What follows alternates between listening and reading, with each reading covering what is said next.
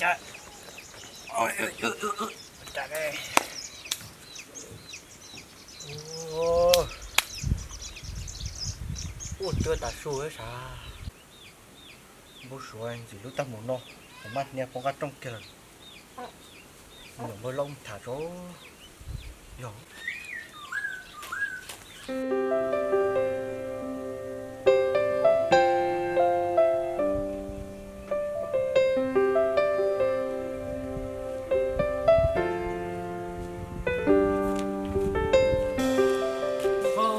chỉ mình tôm cho một xin đừng thôi bự kia cho thật cú không bự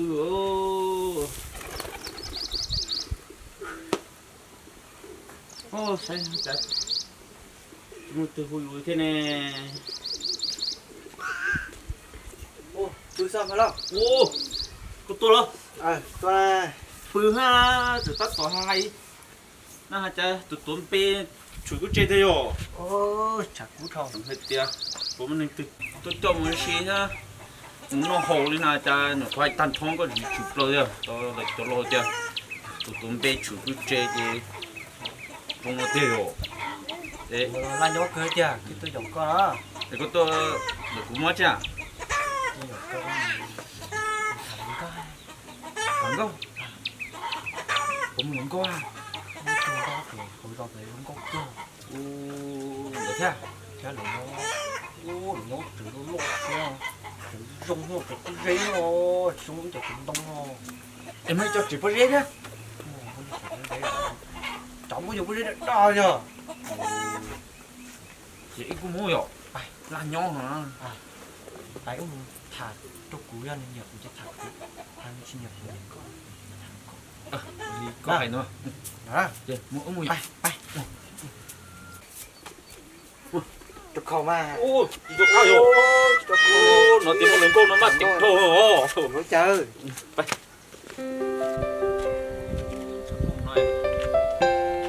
con có nhất trẻ mà cái buổi tự chụp có thằng cô nè hôm nay chị số nó cũng nhất trẻ à vậy có thể có ướt tôm thả đấy sao mà sao cho cũng bao sữa có một số nữa giờ cái bao sữa ha bên cái gì cũng bỏ nước chảy cơ gì và ta cũng muốn nhận thò á giờ cũng cái ly bao sữa muốn cho nó nhô muốn cho nó xí thả tao tụi nè bóng cái trong tuổi có được sự của sao chị tôi đồng đánh tới cứ làm mua làm cái phần nhỏ vậy phần nhỏ ô thì có một số mà chơi bự hơn giờ khá rõ là cái dân xếp phần nhỏ mình nói chuyện nó mà đúng không nói chuyện nó mình có tiền nó nè nó chuyện nó dùng nó hè khi chẳng á khi nó khi nó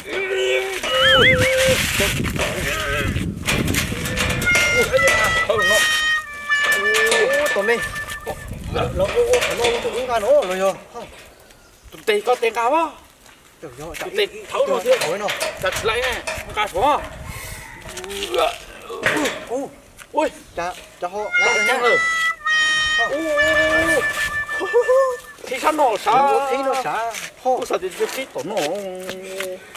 ôi tao lỏng mà chứ ui nó ô có tổ ui tổ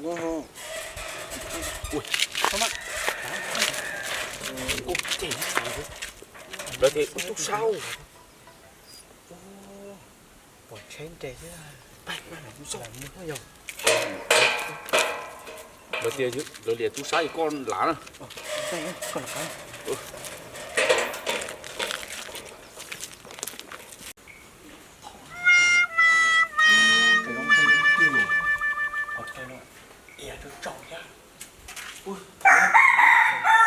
tôi thơ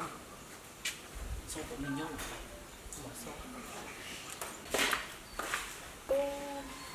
언니 뭐 왜 또 하시는데? 언니 내 또잖아. thẳng coi cái Thà của cha tôi nhà trước thì tôi sai nè, thà của chị là còn lâu mà. Lo phải nói rõ. Có Thành gì ra không? ăn Đi chơi rồi. ăn chuyện chua. Rõ mà.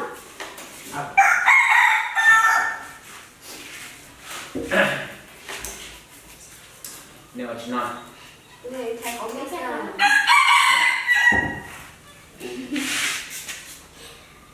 cái rồi Ê, để tôi ăn nó nha. tôi thấy có ha Ừ, tôi thả nó. Để mẹ bỏ bé chuyện nào. bây giờ nên nó thấy Trồng cái tóc mà Nó thay lọc. cái bóc Ăn thì có bỏ luôn sao? cần thì có tụi câu ấy bố câu có tìm ba thua người ta cái tên này bố sủa thế nè cũng giờ chỉ cái rồi nè cái này có ê nếu tôi chào chào nào Ừ, có cả tấu thôi, nó có cả cân. ô rồi nhà mình về hay luôn nè đó lúc đây mà thì cái vậy có thôi Nó này giờ có khá theo cái mà. những cái thôi rồi nhưng mà thì cái dành nó thôi rồi cũng có gì đặc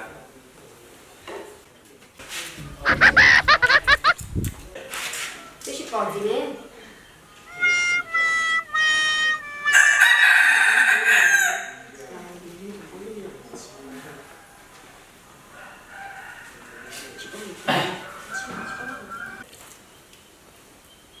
tao cứ bỏ nó lòng tao họ có chút còn nữa thì nếu một chuyện là một chút bé à Chứ chỉ tình trạng đặt tê rồi con là À, chị mà, cái gì tao nói nè. mìnhจะควรจีเกลือ cái chuyện đúng rồi. cái nếp một cành ấy cái có cấu thôi Câu. Ừ. Có cái cái này. Ăn nó chỉ không mà. Nó chỉ đang ở đây chuẩn bị cái chi ra đang có mắt. trong nó một cái gì nó đây cái này nó bay không จีก็เมนูน้องจี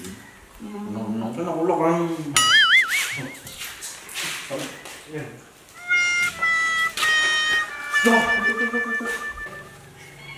Chỗ nó có tùy chỉ có tay À, chị mà chỉ có trai con đi mong ta. là chuyện Cái đi mà, cho nó là nó ư. nó mà.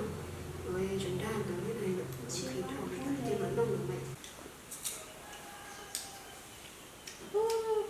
Mà cha đi mong để chúng nó không làm một tảng hết tiền.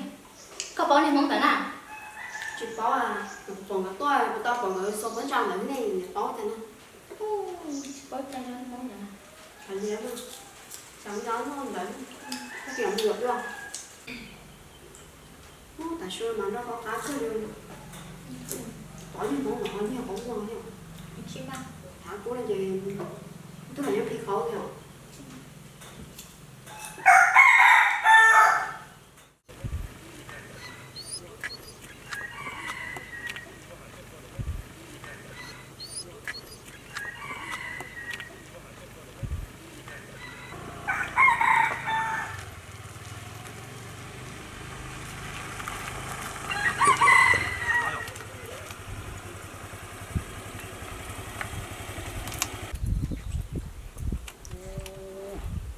cái con chuyện này rong của nó ui dồi chồng thở chị trai à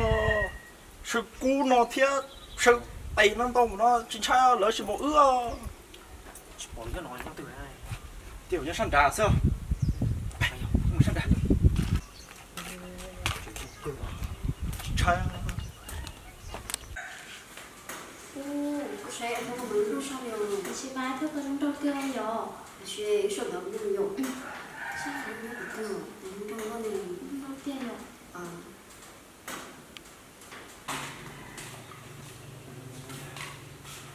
nhé bây giờ một có lên ở cái này Ê, lấy tôi hả? tôi cười nãy giờ một cái tới một cả cười nữa À, bây giờ rồi. chồng cái thằng cũng lên với nhau à Không có mà. ê đấy tôi có thấy tôi nào tôi đủ đó là nhau bó thì sợ bà tôi không có tiền trong ồ ồ nếu thì sao đó là Dạ cơ. để chọn cho nhỏ ê tôi thì biết tôi nói có chuyện là gì nào Thì mà nhà tôi mẹ cháu tôi cắt tay mà nó tôi bé chân là thì điện theo họ giờ tôi chơi dùng từ chẳng xem mà tôi chỉ là thì ồ dạ nhưng mà chị nếu sẽ có làm gì dùng thì tôi chẳng thêm sao sai cho sao còn đi đuổi chơi đi ta sư phụ chị mang chẳng có đa sao vậy ờ cái là cái tao nên bỏ cái qua họ lửa lo qua lửa lo nọ thì chỉ cho khổng thì nên bỏ lúc sao dạ ơi giờ này bỏ cái là ơi nên nôn đời cho trồng phứ lo một khó lửa xưa để chỉ tao còn có nhau chế xưa ồ nó trong mà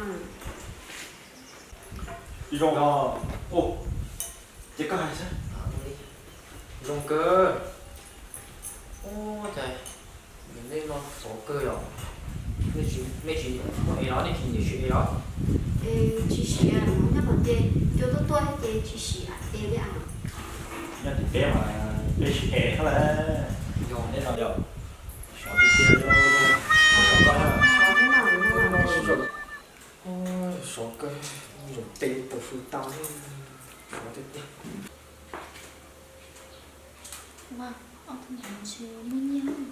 cho gì cho về số tiền hết số cũ rồi chị mà muốn nhà sao chuyện nào đó thiệt rồi giờ cho tháo tôi nói rồi tháo đó tôi như ý tôi sao sẽ tôi mua có nhiên nó tàn rồi rồi chứ anh nói yên chơi tôi chỉ muốn chỉ nói cho cái chỉ cần chỉ nhiều tháo chứ mà chứ tháo tôi nói sao cái con lửa nọ mà lửa cái chỗ thì gì á chỉ lấy nó số tự luôn đây là ồ nó tôi con à của chế với chỉ tao mới tôi lòng cao là của chế nên nó bé họ lửa xe chỉ muốn lòng cao thải là ồ nó nhất là có cảnh có từ đúng nào tao cơ chế cao chỉ cả thạc bố xưa cả cơ có hay có gì cái nhà có đó dù chủ thả bây giờ nên mua lát đá đi nói nên lúc này phải xóa thì chỉ tao nhiều của chị ấy vào cái này có đã dạy có lần nào trong xe mà có tới có nào nha tao chỉ có mà sẽ sang nhiều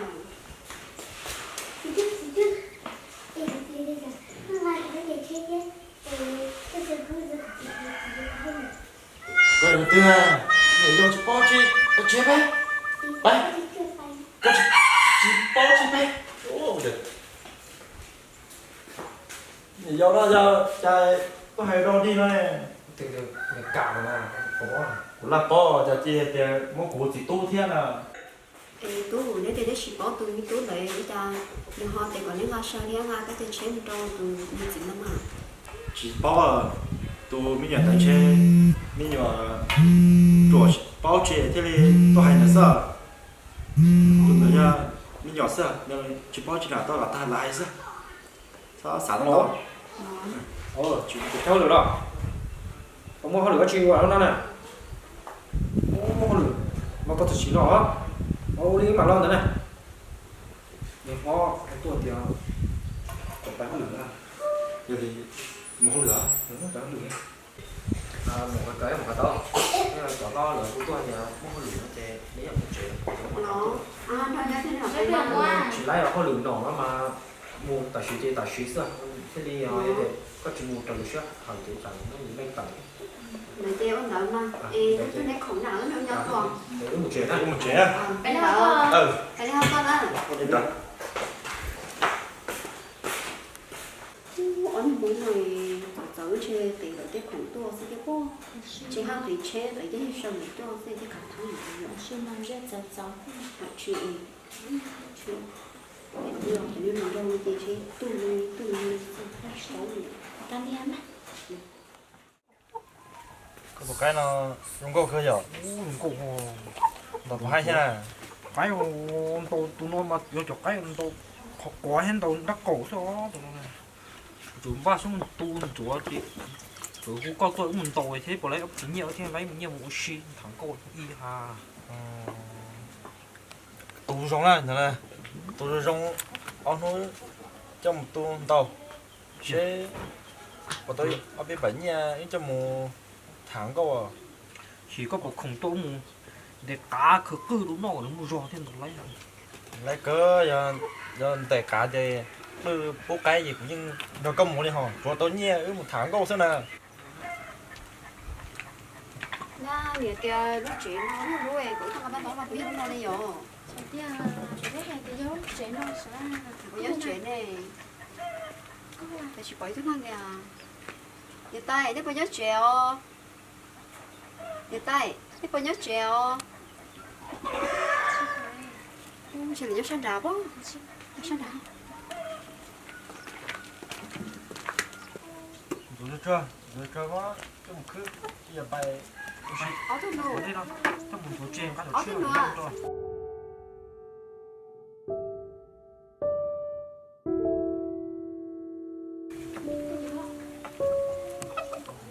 anh không được sao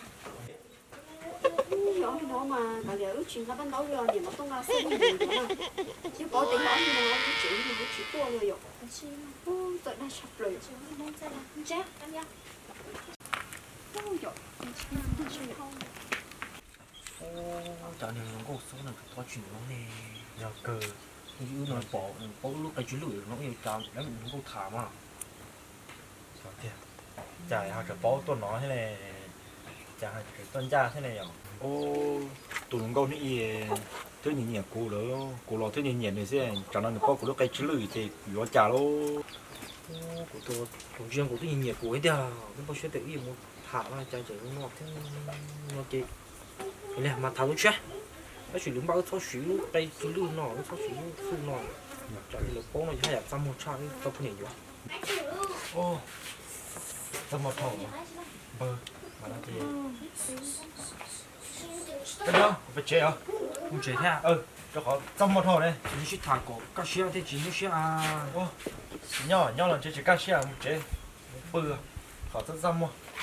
người chị phải coi tôi này phải được thì cứ nhiên tao có mà nó một thả tôi không chế tôi tổ chế chứ đâu rồi cô đi phải coi tôi này cô này không bỏ đi có chín luôn